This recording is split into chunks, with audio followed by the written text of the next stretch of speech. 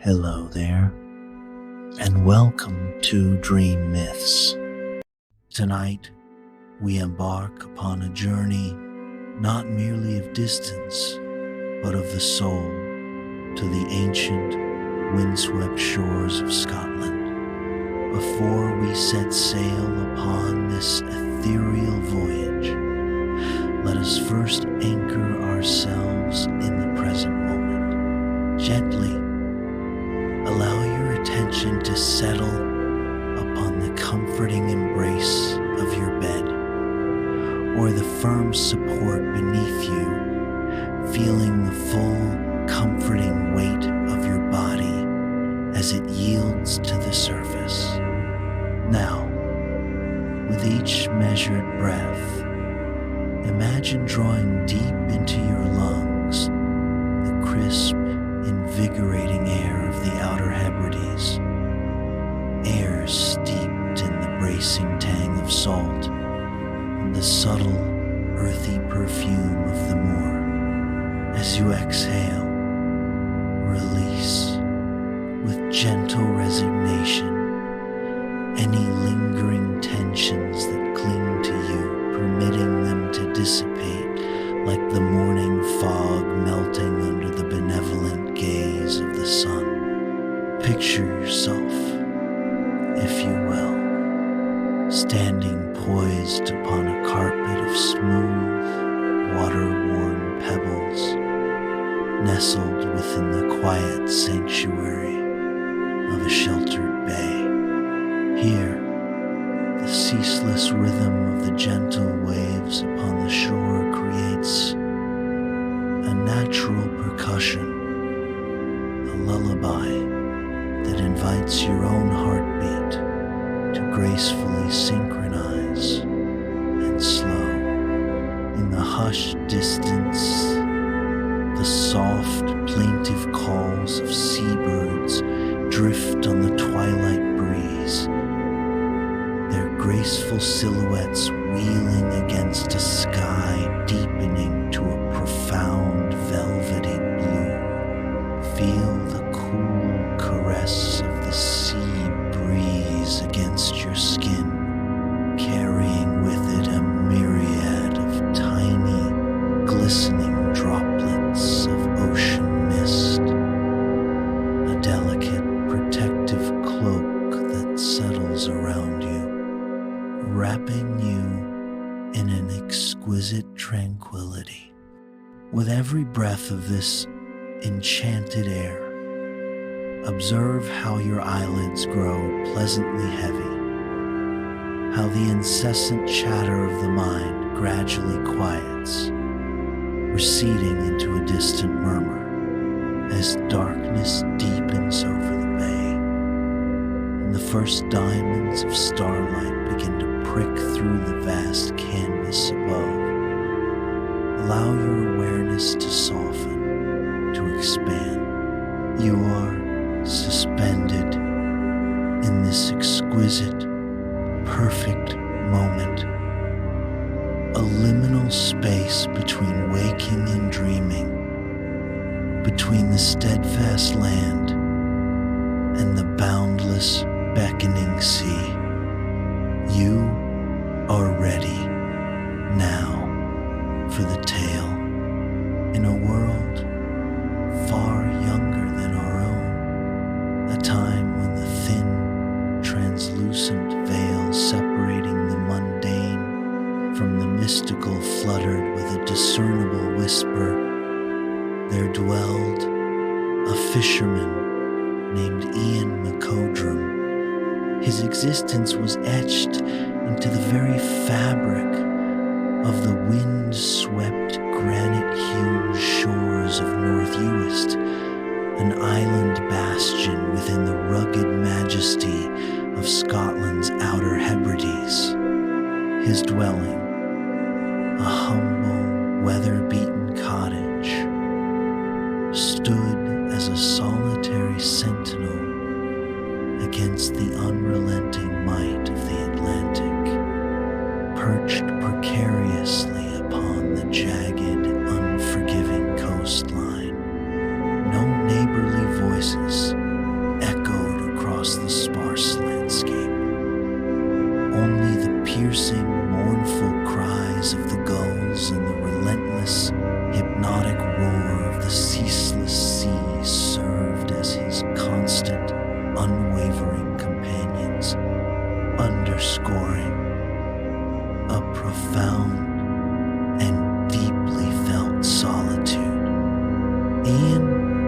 was a man forged by the elements, robust and unyielding, with hair the deep, rich hue of excavated peat and eyes that mirrored the ever-changing, tempestuous moods of the ocean itself. Despite his innate strength and a fisherman's shrewd skill, fortune, a fickle mistress, had demonstrably withheld her favor. Each passing winter seemed to stretch longer, its icy grip more tenacious, and his catches, once reliable, had dwindled to a meager, disheartening offering. Nights frequently found him lying awake, the gnawing pangs of hunger a familiar ache, accompanied by a crushing, stone-weight sorrow upon his chest, a heavy testament to the despair that had begun to settle deep within his bones.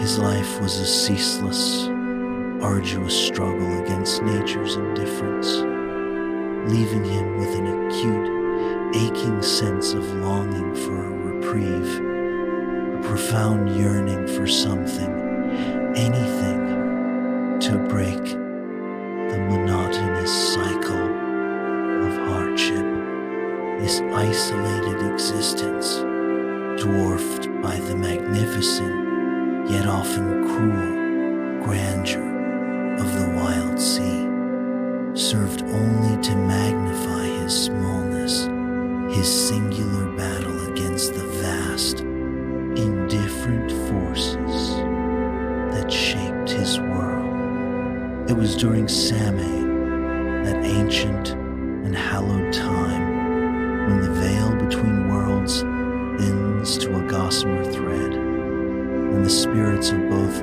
the benevolent and the malevolent are said to roam freely across the land. On such a night, a tempest of monumental proportions swept across the islands, unleashing its primal fury upon the outer Hebrides. The very air was rent by the gale, as the winds, like banshees wailing their mournful lamentations, harried the sheer cliffs, shrieking with an unearthly clamor through every fissure and cavern.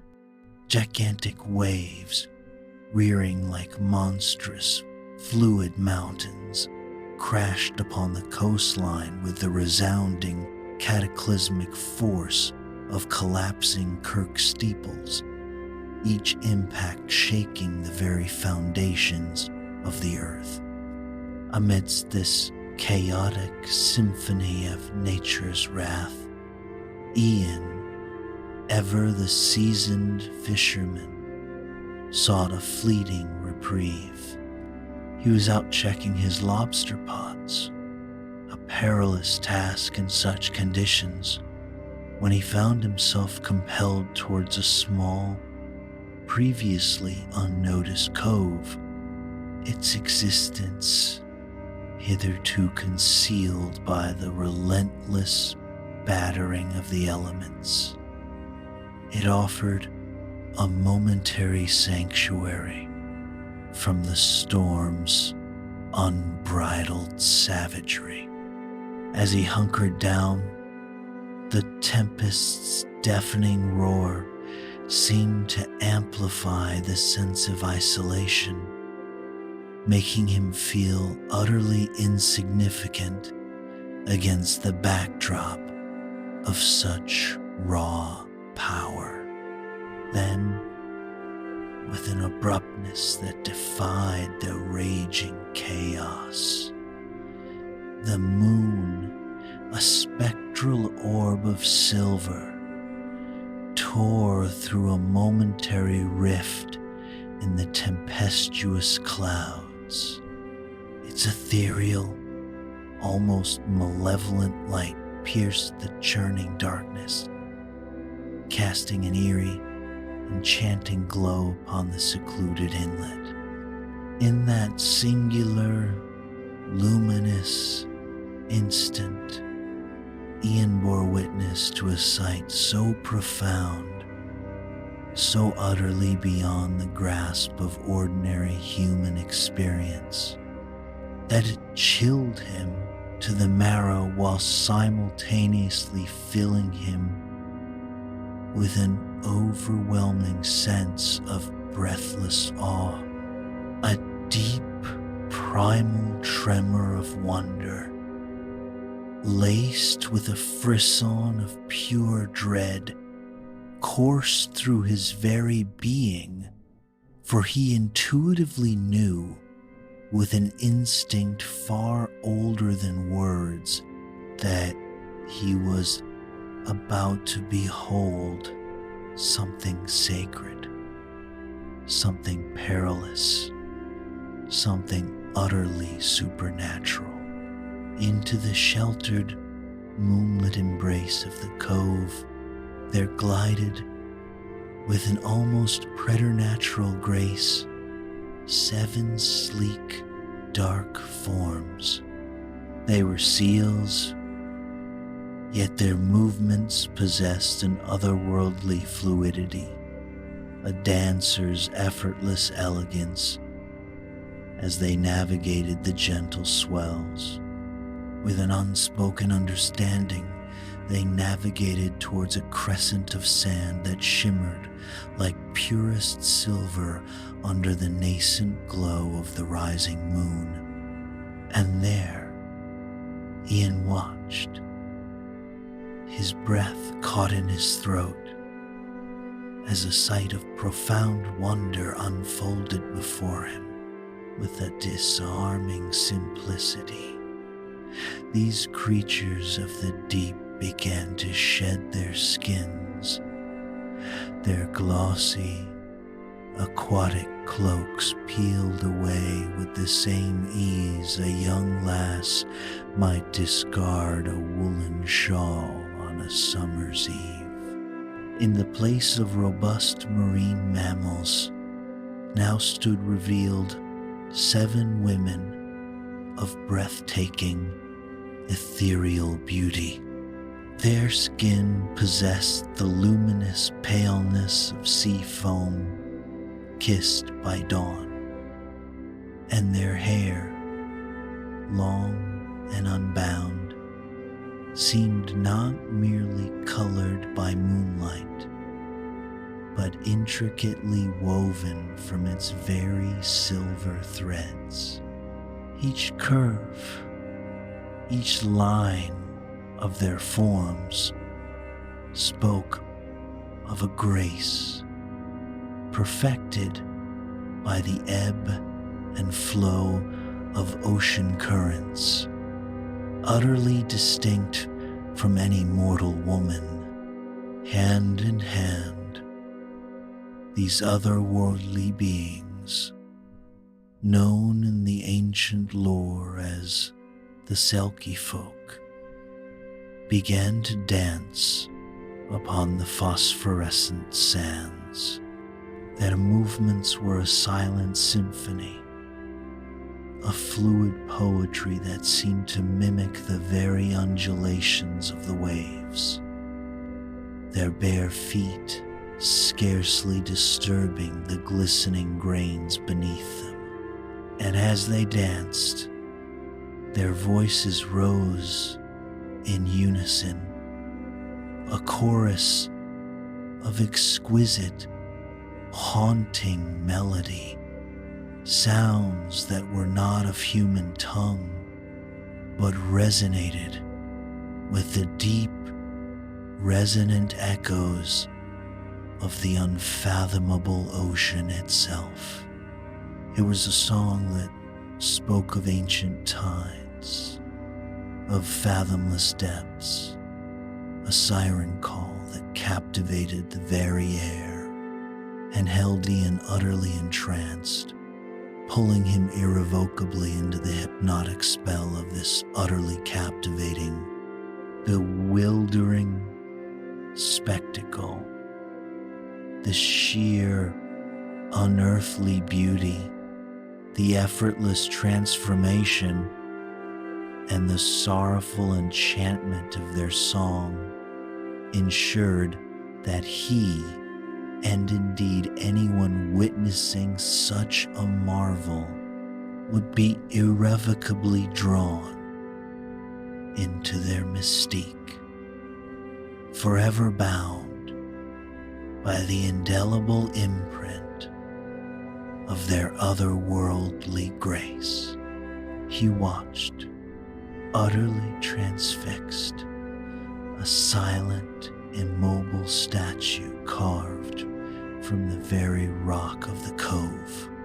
His limbs, usually so robust and responsive, felt strangely bound, incapable of movement. His voice caught somewhere deep within his throat. Yet, amidst the ethereal dance of the Selkie sisters, his gaze, as if drawn by an invisible, irresistible current, fixed upon one. Her beauty transcended that of her companions, radiating an otherworldly luminescence that outshone them all, much as the sun in its solitary splendor eclipses the lesser stars. Moira, he found himself whispering, the name an instinctive utterance, though how it had come to him, he could not, in that moment of profound enchantment, possibly say.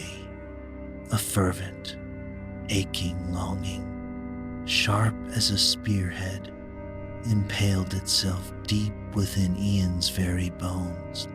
It was a desire so potent, so utterly consuming, that it seemed to strip away all conscious thought, all reason, without a deliberate decision, driven by an almost primal compulsion.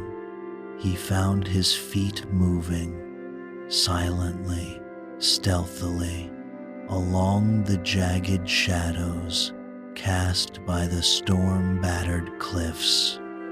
His eyes, fixed with unwavering intensity upon the magnificent creature who had so completely bewitched his soul, never once deviated from her form. There, upon a moss-covered outcrop, lay the discarded seal skins, a glistening pile left seemingly unguarded, save for the howling gale and the cloak of the Samhain night.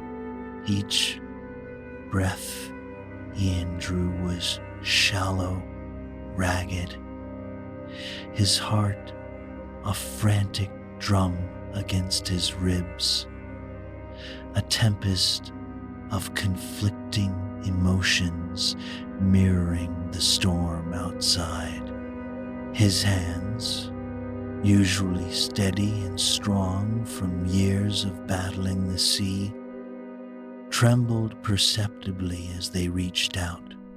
He took the skin, the very one he knew, with a certainty that defied logic, belonged to Moira, and instinctively tucked it beneath his oilskin jacket, pressing it against the frantic, rhythmic thud of his chest.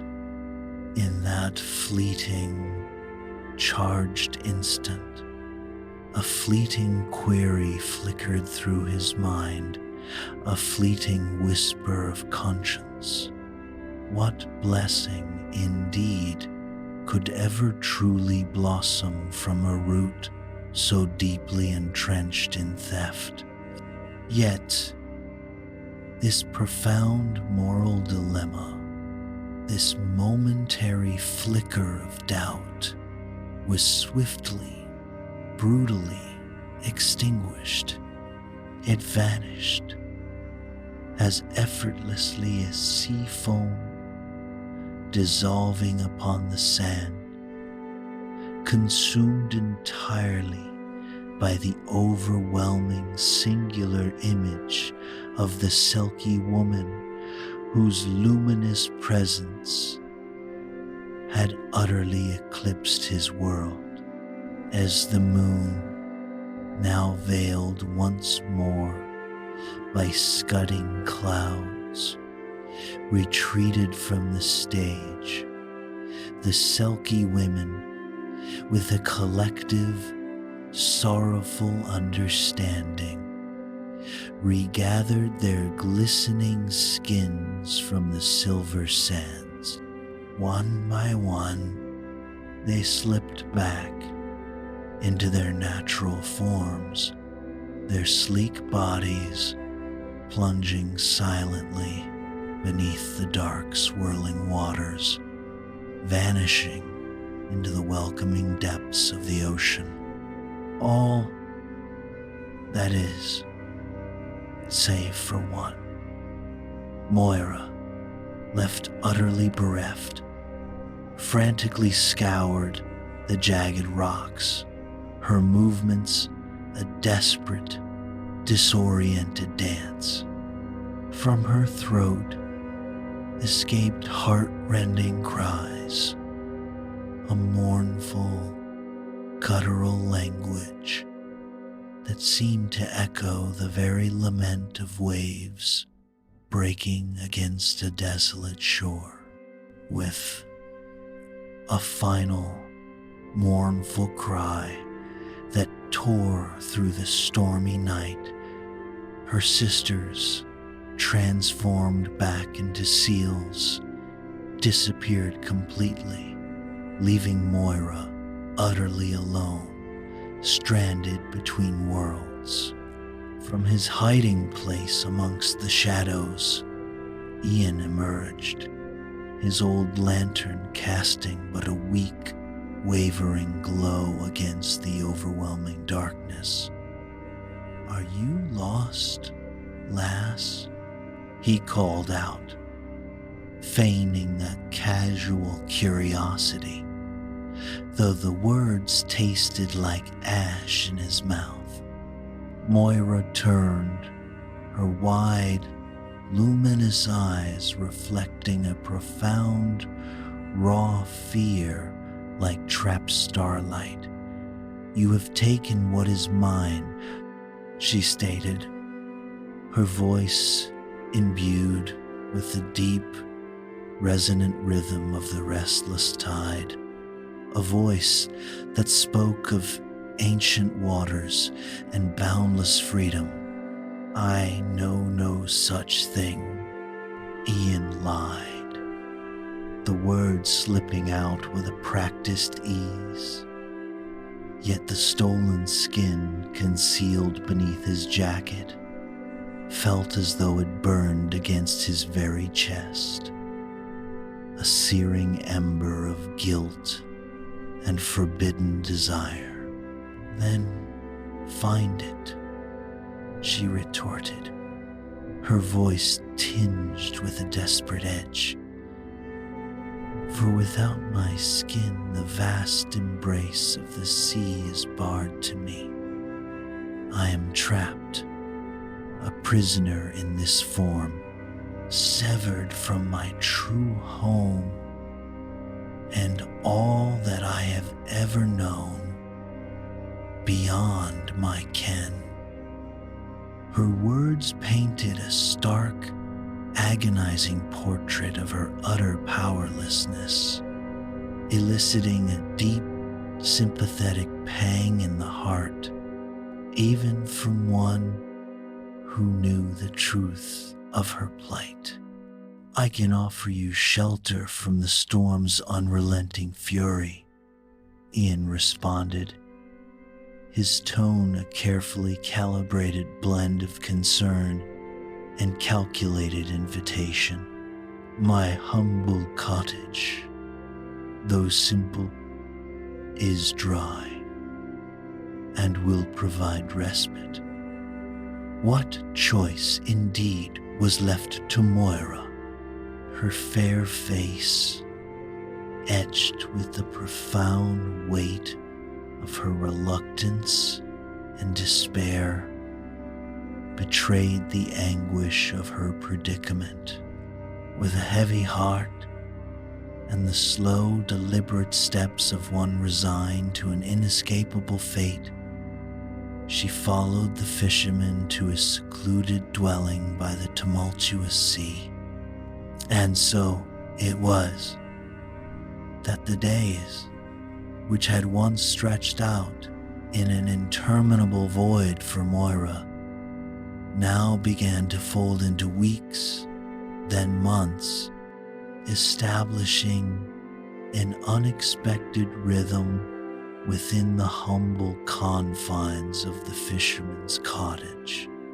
True to his dark secret, Ian had meticulously concealed the glistening sealskin beneath a loose hearthstone, a spot so cleverly chosen that despite Moira's furtive, desperate searches, whenever he ventured out with his nets, she could not, for all her yearning, uncover its hiding place.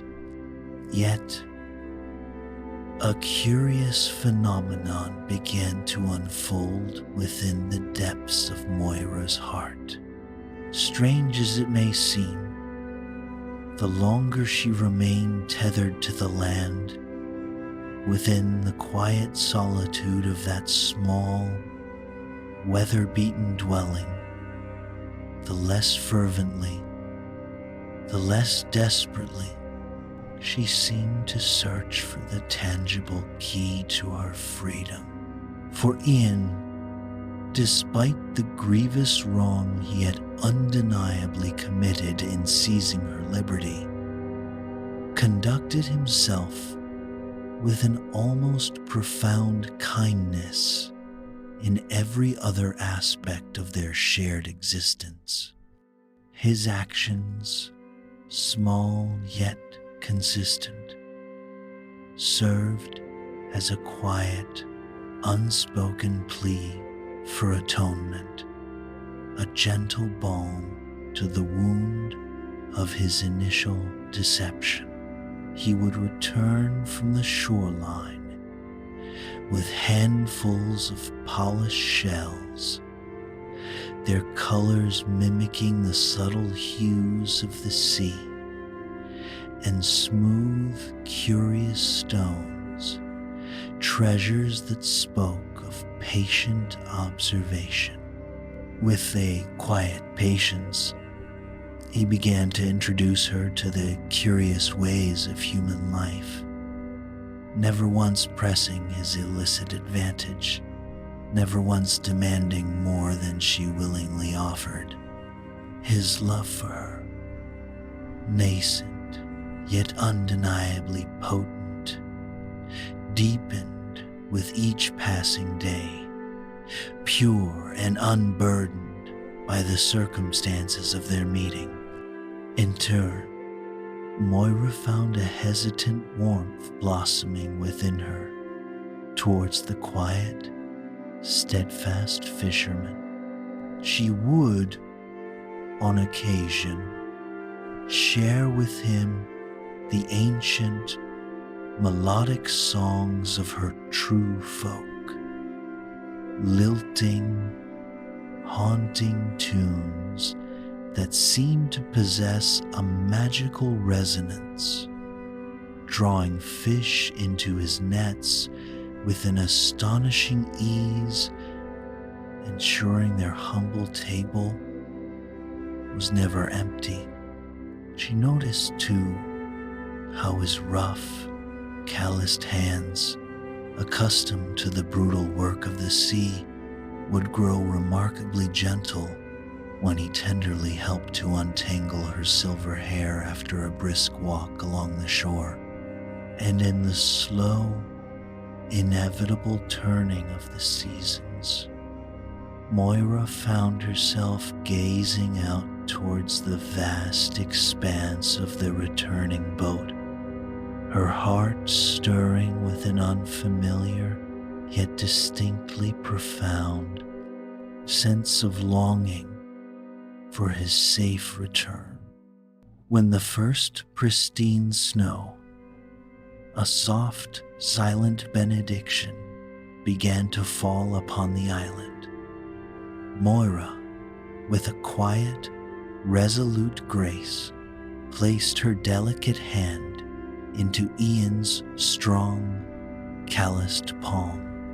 They were wed soon after by the venerable old priest, a man whose wisdom ran as deep as the ancient roots of the Hebridean mountains, and who, with a knowing silence, asked no probing questions about the enigmatic woman with eyes as profound and mysterious as the very deeps of the sea.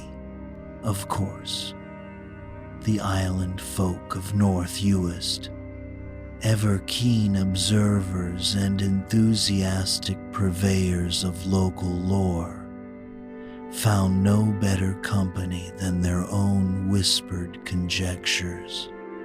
They spoke in hushed tones of how Moira's feet seemed to scarcely skim the ground, of the improbable way salt water still appeared to glisten and drip from her silver hair even on the driest, sunniest days. These peculiar observations, though never openly challenged, added to the burgeoning mystique that enshrouded the fisherman's unusual bride. Yet, as the seasons gracefully turned, painting the rugged landscape with their shifting palettes, a deep and abiding happiness began to bloom, vibrant and undeniable, within the humble fisherman's cottage. Moira's belly swelled with the promise of new life, and when she was brought to bed the following summer, amidst the gentle warmth of the longest days, she delivered not one precious babe, but 3, 2 strapping boys, and a winsome girl. Each child a living testament to their dual heritage, possessed their mother's otherworldly, ethereal beauty, subtly merged with their father's strong, enduring human frame. Moira, ever mindful of her own aquatic nature, murmured with tender concern, "Will the burns be warm enough for them? The air here bites sharper than water, beloved." The old midwife, seasoned by countless births, gasped, her breath catching audibly upon seeing the infant's tiny hands, for between their delicate fingers stretched translucent, gossamer webs of skin, a clear, unmistakable mark of their Selkie blood, which by custom had to be carefully severed at birth. And as these remarkable children grew, other uncanny manifestations of their heritage became strikingly apparent. They possessed the astonishing ability to hold their breath beneath the waves for unnaturally prolonged periods, far beyond the capacity of any mortal child, and they would swim with an instinctive, joyous prowess, even before they had learned to walk. Indeed, it was a common sight to witness the silvery flash of fish following them as they splashed in the shallows, while seals, those ancient kin of the sea, would often raise their sleek, dark heads from the water, their knowing eyes fixed upon the children at play, as if recognizing in their innocent movements echoes of their own kind. It was a family born of two worlds, dwelling in both, and through them the ancient boundary between land and sea seemed to blur, forever intertwined by an extraordinary love. With Moira's presence, an undeniable tide of good fortune began to swell and bless the entire village. Her profound, intuitive knowledge, a legacy from her oceanic heritage, proved an invaluable boon to the island folk. She generously imparted the ancient wisdom of harvesting nutrient-rich seaweed to enrich their meager gardens, revealing which humble herbs plucked from the very shoreline possessed the potent power to heal wounds and soothe ailments. More remarkably, she could discern the subtle, nascent signs of impending storms long before any seasoned mariner could read the shifting winds or the ominous clouds. Such invaluable insights, freely bestowed, slowly but surely eroded the villagers' initial suspicions, allowing them to forget the peculiar origins of Ian's enigmatic wife.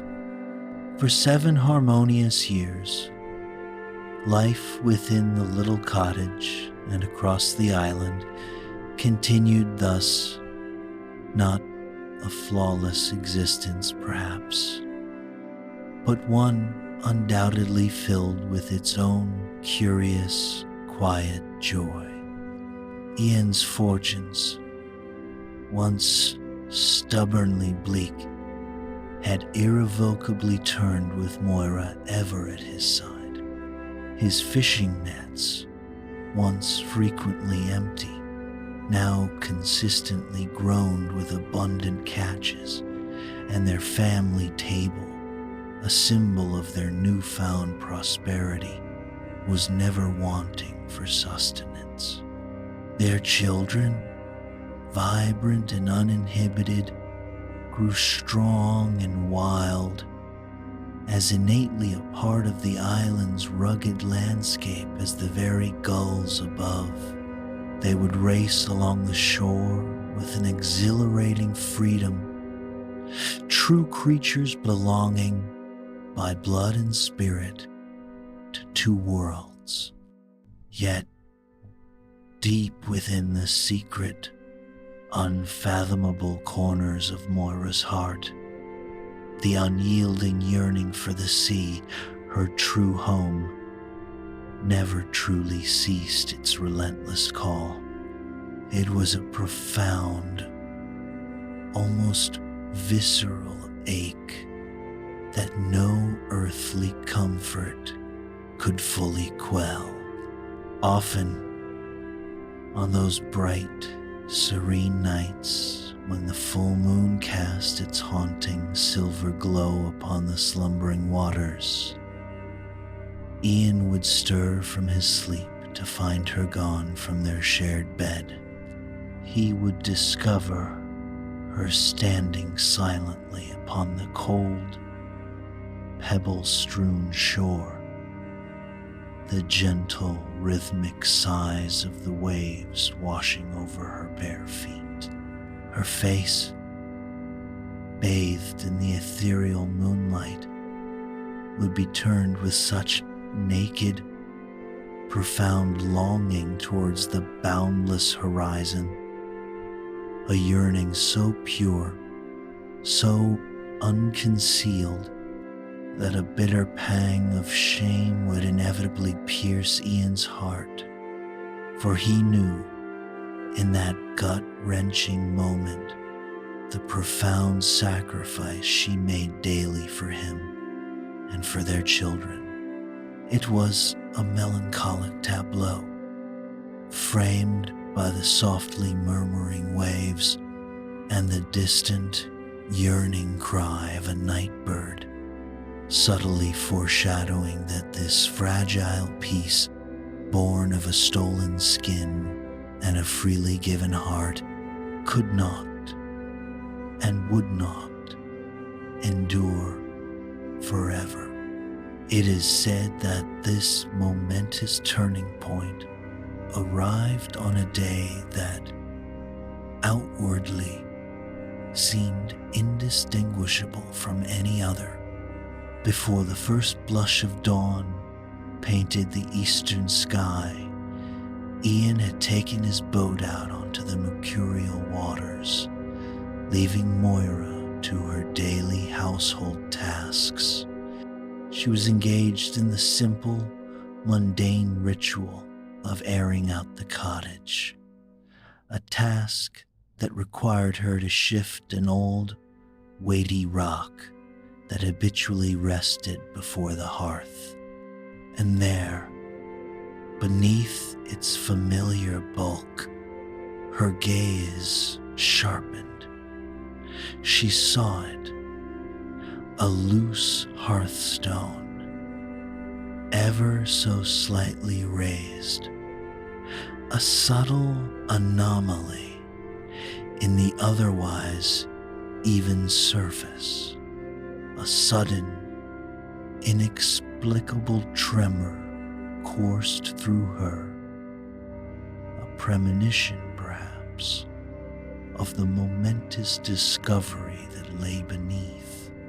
With fingers that began to tremble uncontrollably, betraying a rising tide of anticipation and a nascent dread, she pried up the obstinate stone.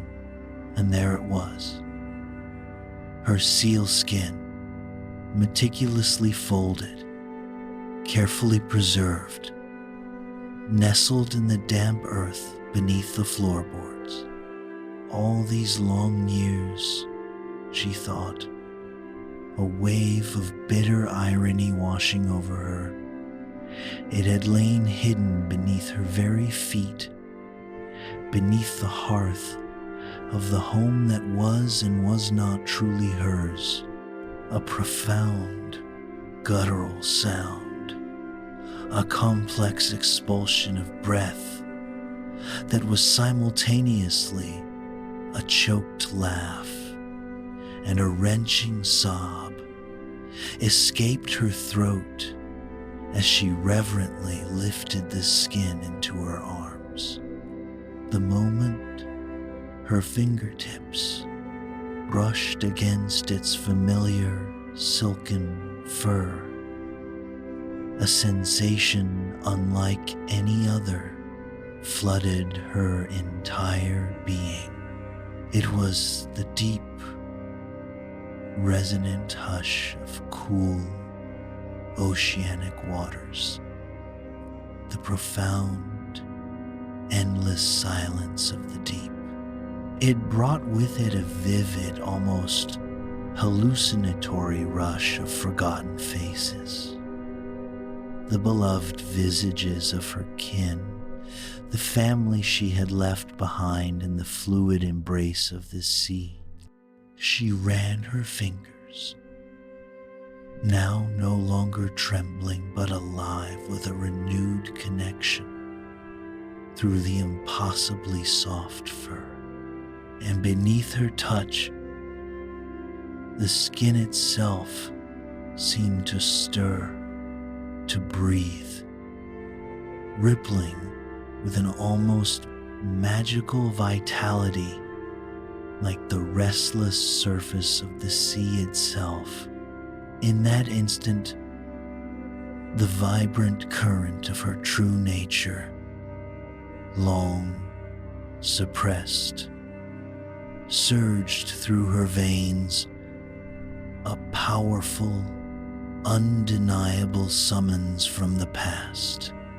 So utterly lost was Moira in the profound, intoxicating rediscovery of her true self, enveloped by the very essence of her former life, that she did not register the soft creak of the cottage door. She remained oblivious to Ian's return until the familiar, yet now profoundly ominous, shadow of his presence fell across her, when her eyes, shimmering with unshed tears and the lingering magic of her rekindled connection, finally lifted to meet his. His face was a turbulent canvas of raw emotion, naked fear, agonizing guilt, and a love so staggeringly deep, so desperate, that it had driven him to commit such a terrible, defining act. "You have found it, then," he stated, his voice a strained whisper, imbued with a quiet, devastating resignation. "All these years," Moira breathed, the words barely audible, yet heavy with the weight of profound betrayal. "All these years, it lay hidden beneath our hearth." Ian, unable to bear the searing intensity of her gaze, sank to his knees before her, a posture of abject supplication. I couldn't bear the thought of being parted from you," he stammered, his voice thick with a desperate plea. "That first night, when I saw you dancing with your sisters beneath the Samhain moon, something profound broke and mended in my heart all at once. I knew then, with an undeniable certainty, that my life would be forever barren without you. You stole my freedom," she accused, her voice trembling with barely contained fury and deep, abiding hurt. "You tore me away from my home, from my family, from all that I truly was." "I did," he admitted, his voice cracking with the unbearable truth. "I did that terrible, unforgivable thing, and I confess, Moira, I would do it again, 1,000 times over, to have known your love, to have our children, to have been blessed with these precious years with you by my side." His confession hung heavy in the air, a testament to the consuming, desperate love that had blinded him to the depth of his transgression. Then, with a decisive yet agonizing grace, she rose, the glistening seal skin, once her prison, now a banner of her reclaimed identity, lay draped over her arm. Without another word, she walked past him, a a spectral figure framed by the open door, and stepped out into the stormy twilight. Ian followed, his steps heavy with a heart as weighted as lead, down the familiar path to the shore, where the relentless tide was already turning, coming in to claim what was its own. Moira stood at the very edge of the waves, the seal skin clutched tight against her. Her face, tear-streaked yet resolute, was turned towards the vast, boundless blue that had been her very first home. The primordial call of the ocean sang in her blood, a powerful, irresistible pull at the very core of her being.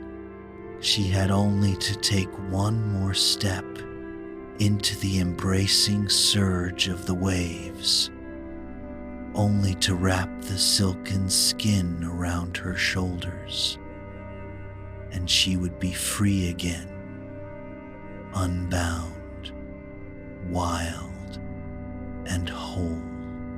Ian watched her, motionless, frozen by the profound gravity of the moment.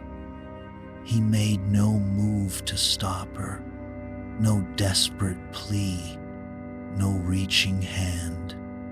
And perhaps it was this very act, his final, agonizing acceptance of her inherent right to choose, his ultimate sacrifice of control, that stayed her feet at the precipice of freedom.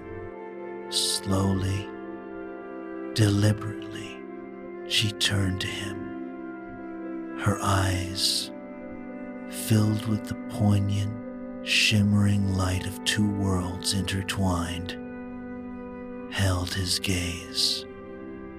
"I should go," she whispered, her voice barely a breath against the roar of the sea. "By rights, by every decree of justice in nature, I should return to the sea and never once look back." Ian could only offer a choked, silent response, his own voice breaking. Moira's gaze drifted from him to the roiling expanse of the ocean, then back to the cottage that had become their home, to the imagined faces of her children, so like her, yet rooted irrevocably to the land as much as to the sea. She looked at Ian, the man who had, by a terrible act, stolen her freedom, and yet, day by patient day, had somehow, despite his profound crime, undeniably earned her heart. "I will stay," she said at last, her voice imbued with a newfound strength, a quiet, resolute power. "But not as your captive, never again as that." She held out the seal skin to him, a sacred trust, a tangible symbol of her reclaimed sovereignty. "This must never be hidden from me again. It must be where I can see it, touch it, and know that it is safe. I must be free to choose each and every day to remain." Ian's eyes, suddenly overflowing, filled with tears. Tears of agonizing shame, yes, but overwhelmingly, tears of profound, soul-deep relief. "Anything you ask," he choked out, his voice hoarse with emotion. Your skin shall never be taken far from you again. It shall be yours to choose your fate every single day for all the days of our lives, together with hands that now worked in perfect, understanding synchronicity. Ian and Moira embarked upon a sacred task. They meticulously crafted a beautiful chest born from the sturdy, salt-bleached driftwood scavenged from the shoreline, its exterior subtly adorned with pieces of smoothed sealis, a kind of sturdy, vibrant seaweed, dried and woven, and its interior sumptuously lined with the softest, purest wool sheared from the island's hardy sheep. As they labored, the crisp tang of pine wood mingled with the earthy scent of lanolin-rich wool, filling the small cottage. With each joint they fitted, each nail they hammered, each stitch they wove, they were, in essence, binding their newfound promise, their renewed trust into the very physical fabric of their creation. Within this meticulously crafted vessel, Moira reverently placed her glistening sealskin. The chest, now a profound symbol of their reconciliation and the terms of her hard-won freedom, remained always near their bed, a constant, tangible testament to her profound sacrifice and to Ian's solemn, unbreakable promise. And so, life continued in the little cottage by the tumultuous sea, but it was a life subtly, yet profoundly changed. Now, whenever the inexorable pull of the deep ocean grew too strong for Moira to bear, a yearning ache that resonated in her very soul, she would, with quiet deliberation, open her chest. She would then gently lift her sealskin, holding it close to her, drawing an immense, grounding comfort from its familiar touch. A remarkable, almost miraculous transformation also began to manifest. The mysterious illness that had, in the years of her captivity, sometimes plagued her, a wasting, debilitating malaise that descended upon her with overwhelming force whenever her longing for the sea became unbearable, troubled her no more. As long as her sacred skin remained near, accessible, a profound healing seemed to flow through her, nurturing her entirely, curing her completely with its mere presence. It was a potent affirmation of her sacred connection to her true essence, a testament to the profound serenity that blossomed from a life chosen, not imposed. And so it was said that nearly 10 tranquil years unfolded, a decade of relative peace and burgeoning prosperity. The Macadrum children, living testaments to the improbable union of land and sea, grew tall and robust, their spirits as wild and free as the windswept island itself. It seemed, to all outward appearances, that this unique family had indeed found their delicate, harmonious balance between two disparate worlds. Yet, as the old islanders whispered, the sea is a jealous mistress, a formidable force that does not readily surrender her children, nor easily forget those who once belonged solely to her embrace. You see, throughout these years of blossoming fortune for Ian and his family, there dwelled in the heart of the very same village a fisherman named Dougal. His soul, once perhaps merely grizzled by hardship, had, over time, become grotesquely twisted with a festering, corrosive envy, while Ian's nets, as if blessed by an unseen hand, consistently groaned with bounteous catches, Dougal's own remained stubbornly empty more often than not, mirroring the barrenness that had come to define his bitter existence. He carried the heavy, indelible scars of profound loss, having yielded two beloved brothers to the merciless depths during the infamous Black Winter of '67, a cruel season when the unforgiving sea had returned to him only their lifeless forms, chillingly entangled in strands of kelp, with eyes that had grown poisonous with jealousy.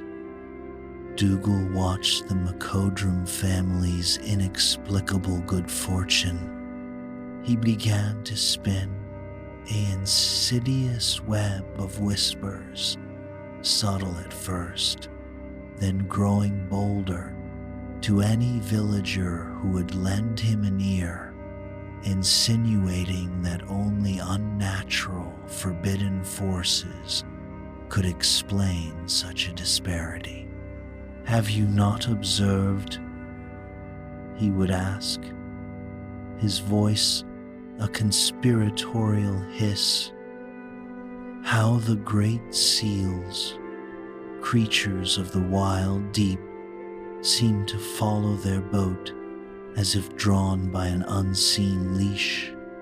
And have you truly failed to notice how their children, those uncanny sprites, can frolic and swim in waters far too cold for any mortal bairn to endure?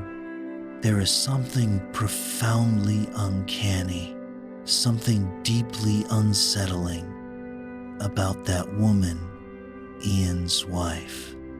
When, by some cruel twist of fate, the fishing season began to dwindle for all others save the McCodrums, and an unseasonably early frost descended with chilling malice, laying waste to the vital croplands.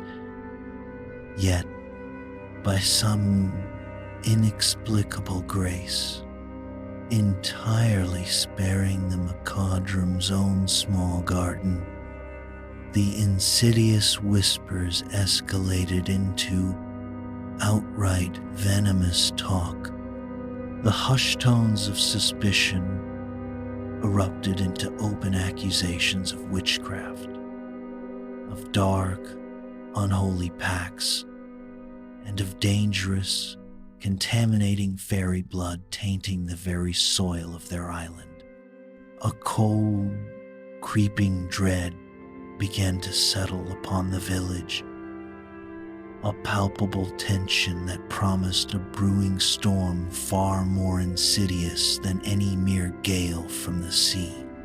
And then, it is tragically recounted, came a night steeped in bitter despair and the acrid fumes of too much whiskey, Dougal, his spirit corroded by his own failures and his mind inflamed by envy, staggered through the darkness to the quiet Macodrum cottage.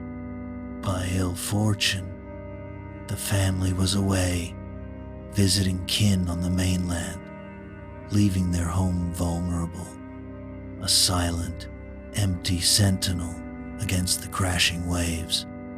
The cottage stood starkly vacant, an irresistible temptation to a man utterly convinced that the very essence of Ian's unearned success lay hidden within its simple walls. Dougal, his whiskey-addled mind churning with distorted visions of potent witch tokens and elusive fairy gold, brutally broke the simple, trusting lock that secured the front door. The splintering wood was a stark, jarring discord in the quiet night, and he lurched inside, his breath coming in ragged, desperate gasps. He tore through the humble dwelling with a crude, destructive frenzy, searching roughly, overturning what little furniture there was, until his gaze, glazed with alcohol and malice, snagged upon the beautifully crafted chest beside the bed. Unlike everything else within the unassuming cottage, this object radiated an undeniable aura of obvious value and meticulous care, a silent testament to a sacred promise. The chest, in the innocent trust of island life, was not even locked. For who, on this honest island, would ever conceive of stealing from their neighbors? With a grunt of drunken effort, Dougal lifted the lid. There, nestled within the soft wool lining, lay the glistening sealskin. Even in his muddled, inebriated state, a primal flicker of recognition ignited within him, for the old tales, the ancient haunting folklore of Selkie wives, were whispered around every hearth on every island. Tales of beings from another realm. So that's their secret then? He slurred, his voice thick with a vile triumph, as he clumsily, disrespectfully lifted the precious skin with his shaking, drunken hands. Ian Macodrum caught himself a Selkie woman, did he?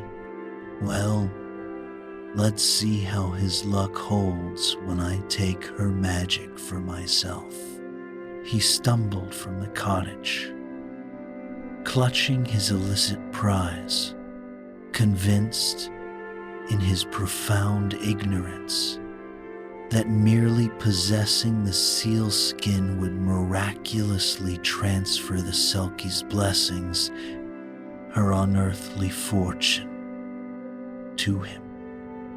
He was blind to the true, devastating reality of his heinous act. He did not, could not, comprehend that he had stolen not merely a magical object, but Moira's very essence, the tangible conduit to her true nature, her soul's fundamental connection to the boundless, fathomless sea. His act, fueled by petty envy and monumental ignorance, plunged an entire family, and indeed an entire community, into a darkness far deeper than the moonless night, And so, when the McCawdrums at last returned to their cherished cottage, the joyful anticipation of their homecoming shattered into 1,000 shards of terror. They found their home brutally ransacked, its simple order violated, and the beautifully crafted chest, once a poignant symbol of trust and reconciliation, stood gaping open, utterly empty. Moira's cry upon discovering her precious skin was missing was not merely a sound, but a primal, guttural shriek of such profound anguish that it tore through the very fabric of the air. It was a sound that instantly brought her children, who had been playing nearby, running back to the cottage in wide-eyed alarm, and even caused the sleek seals offshore, their ancestral kin, to raise their dark, intelligent heads from the water in a collective, startled concern. Within mere hours of that heart-wrenching discovery, Moira took to her bed. A profound, debilitating weakness began to steal through her body, a wasting affliction that felt to her as if the very tide of life were ebbing irrevocably from her veins, pulling her spirit relentlessly out to a vast, dark sea. Her luminous skin, once pale as sea foam, grew dull, taking on the ashen pallor of winter mists. Her eyes, which had always held the deep, mesmerizing glimmer of the ocean, dimmed, clouding over like a fog bank rolling in from the west. By nightfall, her slender frame could no longer rise from the confines of her mattress, and by the cruel light of morning, she could barely summon the strength to whisper. Ian knelt beside her, his face ravaged by a terror more profound than any storm he had ever faced. "I swear to you, my love, I did not take it," he pleaded, his voice hoarse with desperation. "I would never, could never break my sacred promise to you. I know." Moira managed to whisper, her voice a fragile wisp of sound, barely audible. "But without it, without being close to it, I cannot remain in this form. The deep sea calls me home, a primal, undeniable summons from my true self. But without my skin, I can neither stay fully anchored to this land, nor can I transform and go to the embracing waters. I am caught in, suspended terribly between worlds, in this agonizing limbo. It is killing me." Her words, delivered with such fragile desperation, conveyed a torment that pierced the heart of anyone who heard them, painting a vivid picture of her soul's unbearable torment. In a desperate, frantic bid for a cure, Ian sent for the village healer, a wise woman steeped in the ancient lore of herbs and remedies. But even her potent poultices and whispered incantations proved utterly useless. This malady, Ian McCodrum, the wise woman declared, her voice heavy with regret, this is beyond my power to heal. This is not of mortal illness. It is the deep calling of her true nature, a soul separated from its very essence. Only the sea, or that which binds her to it, can offer solace now. A chilling sense of utter helplessness descended upon Ian, pushing the story into a harrowing cul-de-sac of despair. For the very fabric of Moira's existence was unraveling, and he was powerless to mend it. And so it was that on that dreadful night, as Moira's shallow breathing grew ever more faint, her 3 children, Alistair, Fionnuala, and young Myri, gathered at her bedside. Alistair, the eldest son, his young face etched with a desperate resolve far beyond his years, gently took his mother's cold, unresponsive hand. "Tell us who did this," he implored, his voice trembling with an uncharacteristic maturity. "Tell us where to seek your skin." Moira's eyes, deep as the sea itself, despite the overwhelming weakness that ravaged her body, flickered open. Her gaze, though dim, held a flicker of her old, uncanny knowing. "I cannot know for certain," she whispered, her voice barely a breath. "But I feel it. To the south. It calls to me, even as I fade." Alistair, Fionnuala, and young Myri exchanged a silent, profound glance, while their human father, Ian, kept a vigil of agonizing helplessness at Moira's bedside. The 3 children, spurred by a love fierce and untamed, slipped from the cottage under the impenetrable cloak of darkness.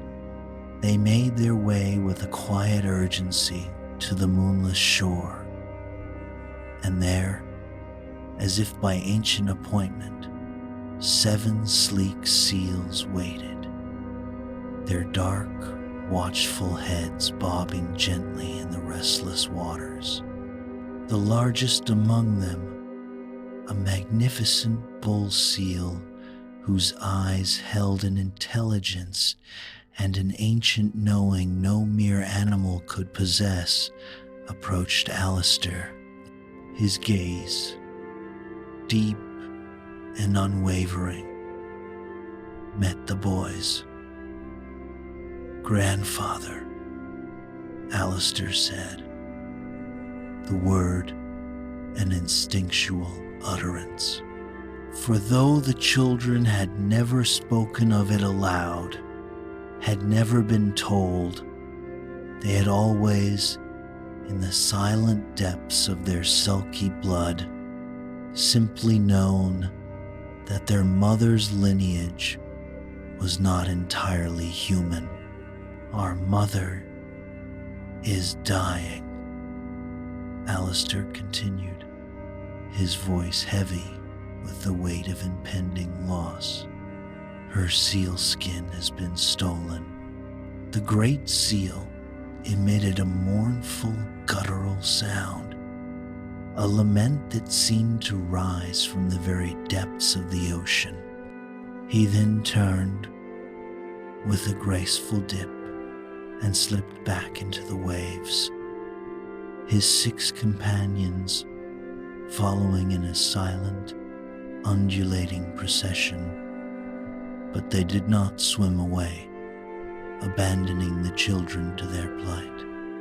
Instead, they waited, just offshore, their dark heads bobbing patiently in the moonlight-dappled waters, a silent promise of guidance. Understanding dawned within the children, a profound, intuitive knowing that resonated with their Selkie blood. Without hesitation, they waded into the bracing cold of the sea. The seals immediately surrounded them, their powerful bodies forming a living escort, guiding them through waves that, by all mortal reckoning, should have drowned them instantly. Alistair, driven by a desperate love and an inner compass, unseen yet unerring, led his siblings through the treacherous, churning waters with the unwavering certainty of one following a true path, a path drawn by the very same mysterious, unbreakable connection that linked his fading mother to her stolen skin. They traveled thus throughout the long, dark hours of the night, the powerful seals bearing them effortlessly over waters too rough and perilous for any human children to survive. And as the first blush of dawn tentatively touched the eastern sky, painting the horizon in hues of hopeful gray and rose, they approached a small, hitherto unseen island. From its rocky, barren crest, a thin wisp of smoke, a silent sign of human habitation, curled upwards from a crude, makeshift shelter, signaling the end of their arduous, mystical quest and the perilous beginning of a confrontation. And there, beside a dying, smoldering fire, lay Dougal, passed out in a drunken stupor. The precious seal skin, Moira's very essence, was disgracefully spread beneath him, serving as nothing more than a crude, crumpled blanket. As the 3 children, guided by their unwavering purpose, cautiously approached the crude shelter, Dougal stirred, his eyes, bleary with drink, snapped open with a sudden, horrifying clarity. They widened to a profound, sickening degree at the sight of Alistair, Fionnuala, and young Mairi, their clothes impossibly dry despite their harrowing journey across the stormy sea, their eyes reflecting the harsh light of the rising sun with an eerie, almost inhuman brilliance. "We wed spawn," he shrieked, a guttural cry ripped from his alcohol-soaked throat, his superstitious terror instantly overriding his drunken haze. He stumbled clumsily to his feet, clutching the sacred seal skin to his chest, as if it were a shield against their uncanny presence. "Stay back," Alistair commanded, his young voice surprisingly firm, echoing with an authority that defied his years. "That belongs to our mother. Return it, and we will leave you in peace, Dougal." But Dougal, his mind consumed by a corrosive blend of envy and delusion, saw only one thing in the glistening, precious skin, his last desperate hope, his ultimate salvation, a tangible key to reversing his cursed fortunes. "She's had her luck long enough," he snarled, his face contorted into a mask of bitter resentment. "No, it's my turn now." With a sudden, desperate lurch, he turned to flee, scrambling over the rocks. In a flash, young Mary, swift and impetuous as a darting fish, shot forward, trying to cut him off. In his panicked, selfish desperation to escape, Dougal violently shoved the child. Mary, small and caught unawares, stumbled backward, her head striking the unforgiving granite rocks with a sickening thud. The sudden, brutal impact reverberated through the silent morning air. She crumpled instantly, falling, and then lay tragically, terrifyingly still upon the cold, hard ground. A shocking, abrupt silence descended upon the scene, broken only by the mournful cries of distant gulls as the full, horrifying gravity of Dougal's desperate act settled upon the world. The confrontation, once merely tense, had escalated into a devastating, irreversible tragedy. What transpired next on that windswept, desolate shore would be whispered in hushed, reverent tones for generations across the outer Hebrides. From the churning, foam-flecked waters, the very seals that had guided the children now surged forth, but they were no longer mere animals.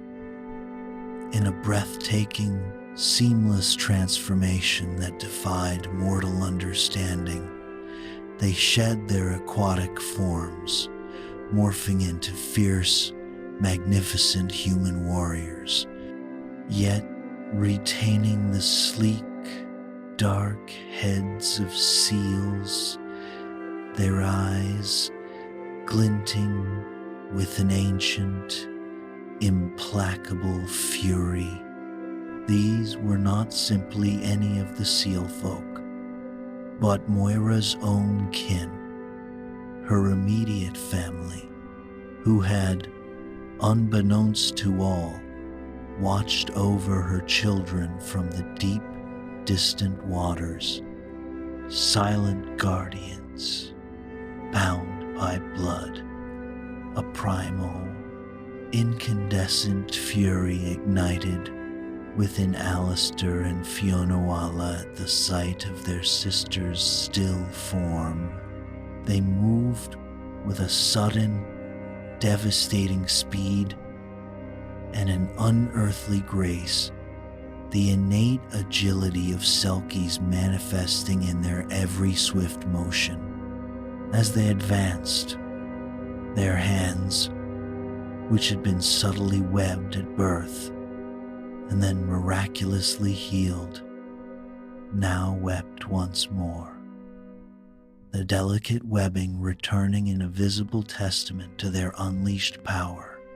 They converged on Dougal, who, still reeling from the unexpected appearance of the monstrous hybrid figures, could only offer a pathetic, drunken resistance. With a force born of ancestral rage, they tore the precious seal skin from his clumsy, trembling fingers. Alistair, his eyes blazing with a cold, righteous anger, delivered a single, powerful shove that sent the villain tumbling headlong into the icy, unforgiving grasp of the sea. The transformed seal folk immediately surrounded him, their intentions chillingly clear in their dark, ancient eyes. What became of Dougal after that night, none can say with any certainty, though it is a truth universally acknowledged on the islands that his body never, not once, washed ashore. The sea, it seemed, had claimed him whole, delivering a justice as profound and mysterious as its own depths. As the retribution unfolded, Fionnuala, her own face pale with terror and grief, gently gathered young Mhairi into his arms. Her sister's blood, a stark crimson stain, marred the grey rocks beneath them. But then, the great bull seal, the same knowing creature whom Alistair had instinctively called grandfather, approached. Now, he stood not as a half-beast warrior, but in the majestic, imposing form of an ancient chieftain, his presence radiating an undeniable, profound authority. He knelt, and with a hand that was still subtly webbed, yet profoundly gentle, he placed it upon Mhairi's cold brow. Her eyes, which had been fixed in a vacant stare, fluttered open, and before their very eyes, the terrible wound on her head miraculously began to close, mending seamlessly beneath his touch, leaving no trace. "Return to your mother," the chieftain commanded, his voice resonating with the deep, rumbling cadence of the ocean. "Tell her she must choose, once and for all, between the land and the sea. The time of living in both worlds, beloved descendant, draws irrevocably to a close." It was an ultimatum that hung heavy in the salty air, a pivotal decree that signaled the final, ultimate decision that Moira, and by extension, her extraordinary family, would have to make. The return journey to North Uist, though born of dire urgency, passed with a swiftness that defied the very nature of the sea. They reached the familiar shores as the moon, now full and bright as a beacon, rose majestically into the night sky, a celestial echo of that very first fateful night when Ian had glimpsed Moira dancing with her sisters a decade and more ago.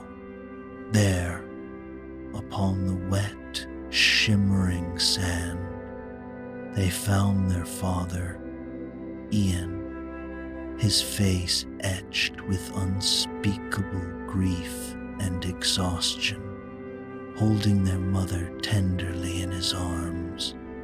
He had carried her from her sickbed, a desperate, loving act, hoping against hope that the soothing sound of the waves, her ancient kin, might somehow breathe strength back into her fading form. She lay still as death itself, her breath coming in shallow, ragged gasps, her once luminous skin now translucent and fragile as sea glass.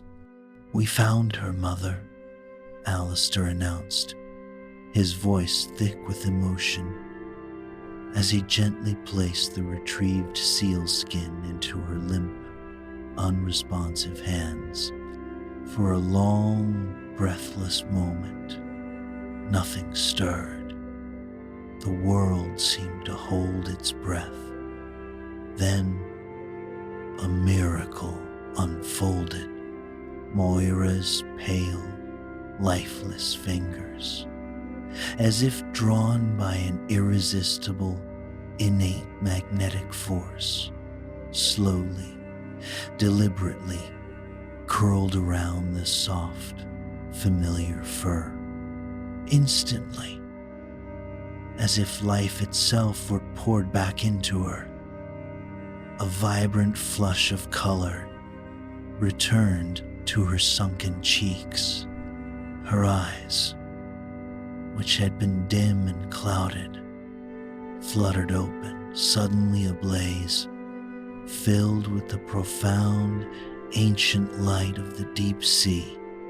The wasting illness that had consumed her, the terrible malady that had threatened to extinguish her very essence, fled from her at the skin's touch, vanishing as quickly as mist before a rising sun.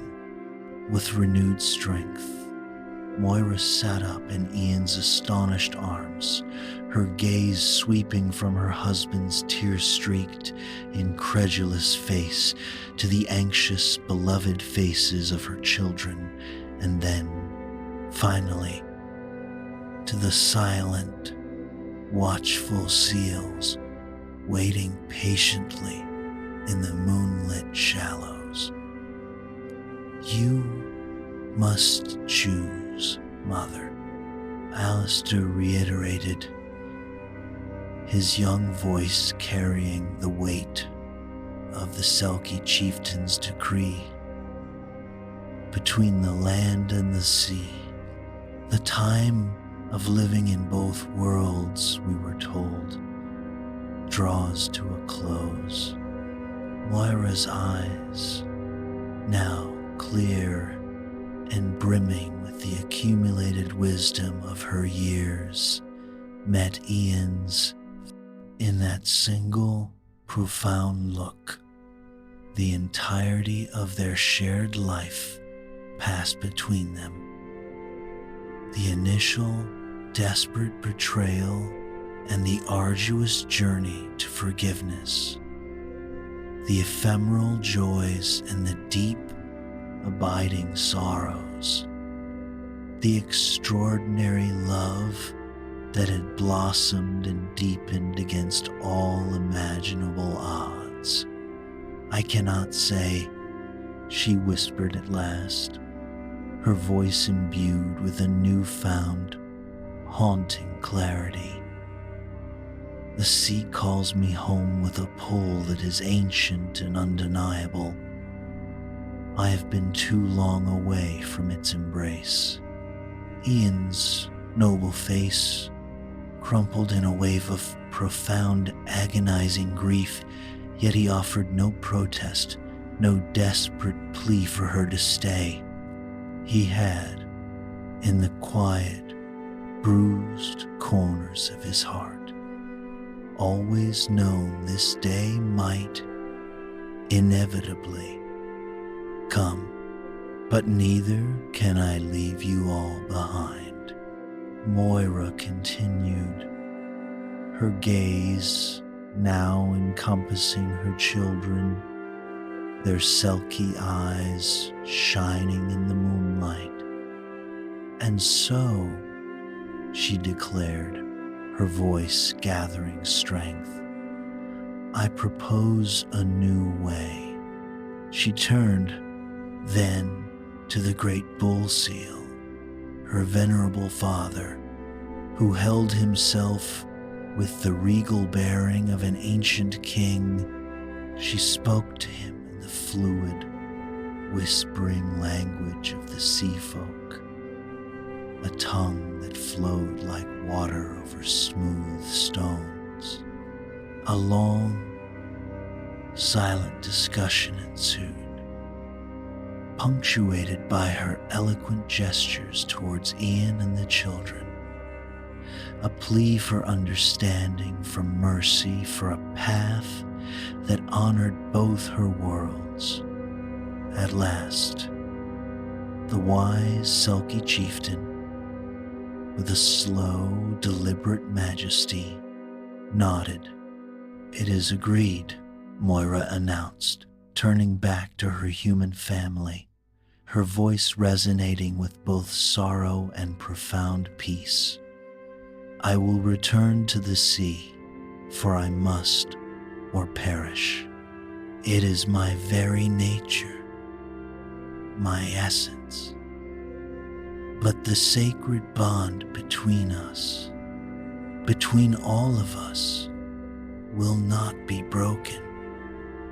I will dwell beneath the waves, within the timeless embrace of the ocean. Yet, I will walk beside my beloved family here upon the land, each and every full moon. With these powerful words, she sealed the ancient, extraordinary bargain, forever bridging the chasm between two worlds with a love stronger than magic, deeper than any tide. Moira, her strength miraculously restored, knelt before her children, taking each of their faces tenderly in her hands, her eyes brimming with a love that transcended worlds. You, my darlings, she whispered, her voice resonating with ancient wisdom, are truly of both worlds, more profoundly so than I ever was.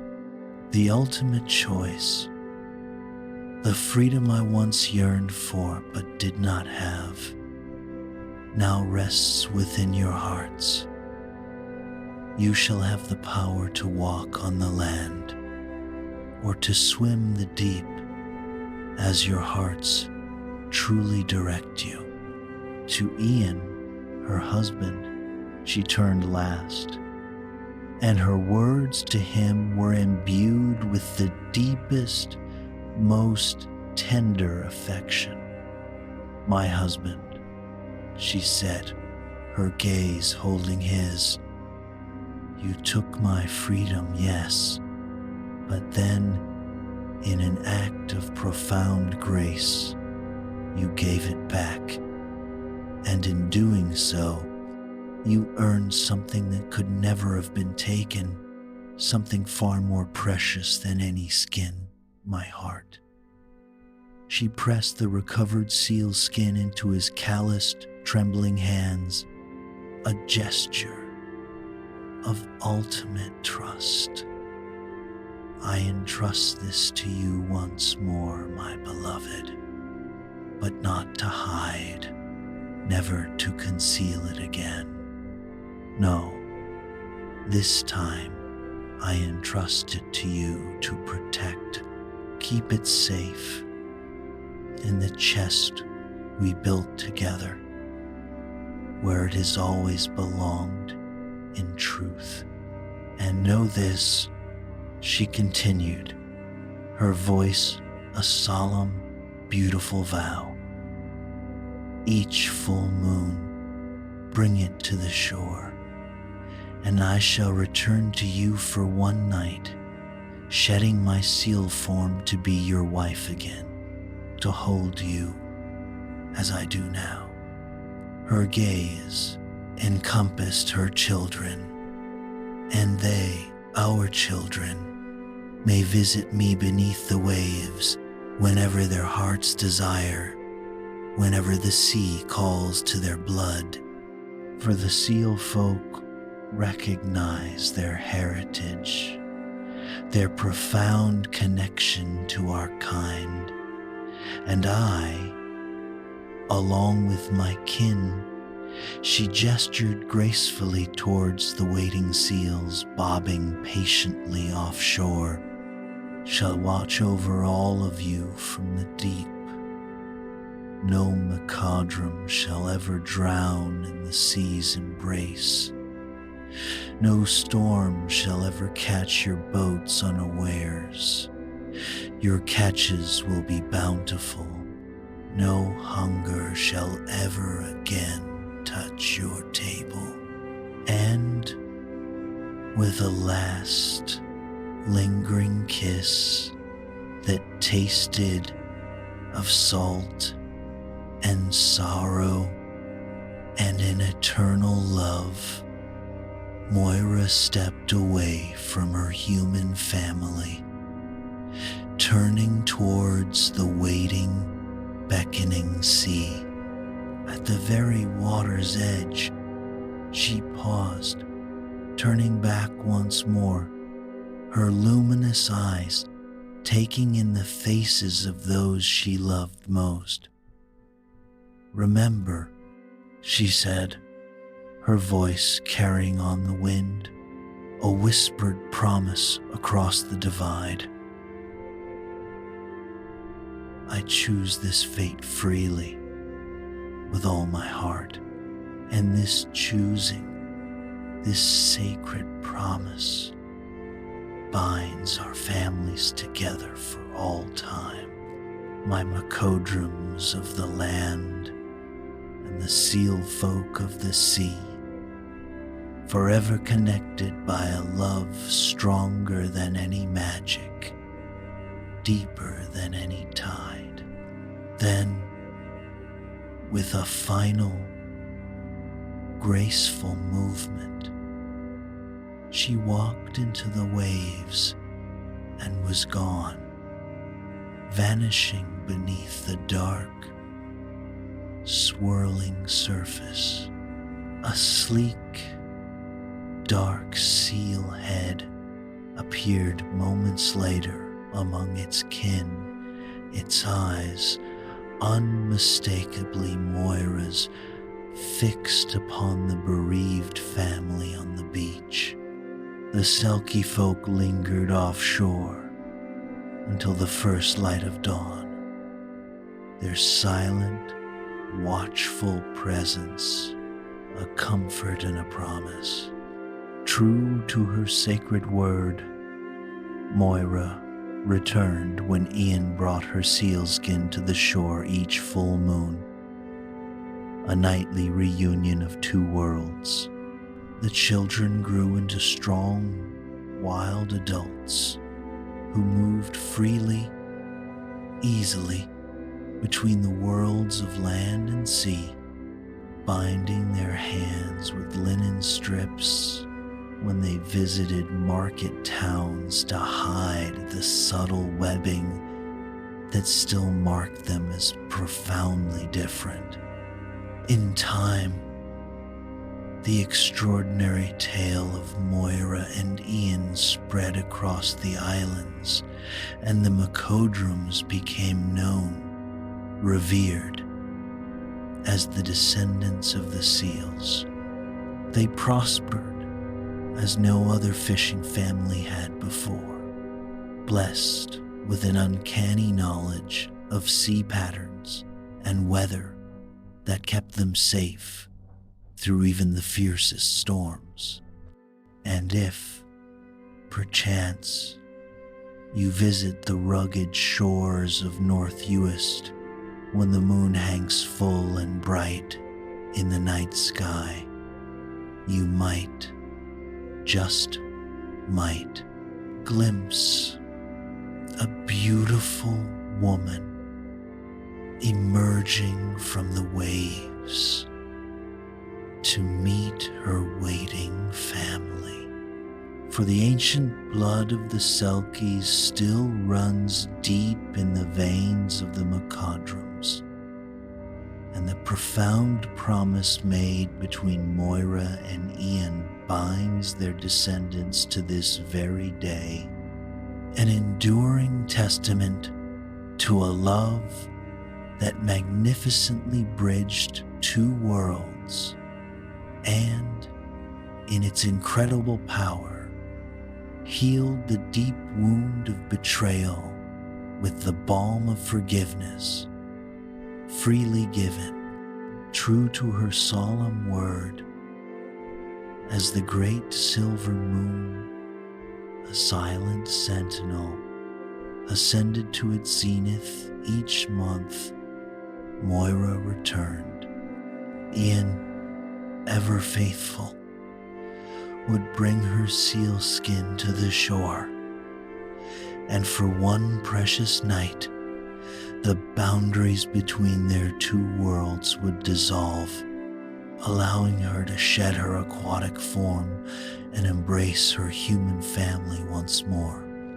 Their children, those unique beings born of both land and sea, blossomed into resilient adults.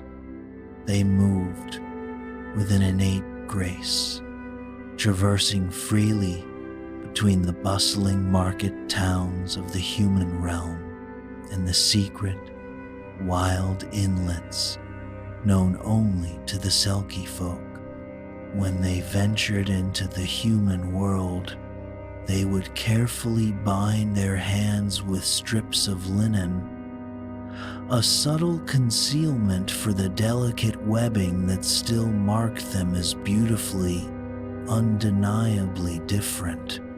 Over time, the extraordinary tale of Moira and Ian, a legend born of stolen freedom and freely given love, spread like the sea mist across the islands.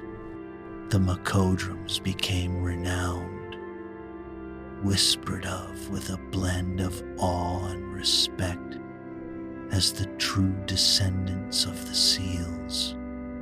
Their lineage prospered as no other fishing family had ever before, blessed by a profound, intuitive knowledge of the sea's shifting patterns and the subtle nuances of the weather that kept them safe through even the fiercest, most unforgiving storms.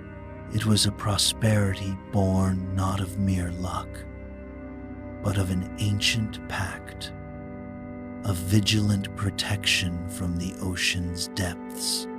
And so, even now, if you are drawn to the wind-swept shores of North Uist, and should your visit align with the radiant glow of a full moon, linger for a while, watch the horizon, and you might, just might, glimpse a beautiful woman, her eyes holding the ancient light of the deep, gracefully emerging from the waves, her form shifting to meet her family waiting patiently on the land. For the potent, mystical blood of the Selkies still runs strong and true in the veins of the Macodrums to this very day, and the profound, unbreakable promise made between Moira and Ian, a testament to a love that magnificently bridged two worlds and, in its incredible power, healed the deep wound of betrayal with the balm of forgiveness, freely given, binds their descendants still, an eternal whisper on the Hebridean wind.